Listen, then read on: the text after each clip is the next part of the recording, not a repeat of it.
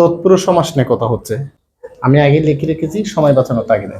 একটা সূত্র দেখেন, কোণহীন শূন্য কম যদি কোনো সমাসে থাকে সেটা হয়ে যাবে, হ্যাঁ ঠিকই ধরেছেন, তৃতীয় তৎপুরুষ সমাস। যেমন দেখেন, পুষ্পহীন মানে কি? পুষ্প ধারা হীন, হীন আছে না, তৃতীয় তৎপুরুষ সমাস। বিদ্যাহীন, বিদ্যা দ্বারাহীন, তৃতীয় তৎপুরুষ। জ্ঞান শূন্য, জ্ঞান দ্বারা শূন্য। 5 কম, 1 কম, 2 কম, 7 কম। এটা মনে করবো অনেকে যে 5 থেকে কম না। 5 কম বলতে এখানে মূলত মূল জিনিসটা বোঝাচ্ছে 5 ধারা কম। 5 দ্বারা কম মানে আমি বলে, এখানে মনে করেন আমি লিখছি 100, এখানে 100 লিখছি, এখন এখানে আছে 95 মনে করেন। দেখেন তো, আর 5 টাকা দিলে কি 100 হবে না? এখানে 5 দ্বারা কম না, এই তো 100 হয়ে যাবে। তার মানে কি 5 কম বলতে বোঝাচ্ছে এখানে 5 ধারা কম।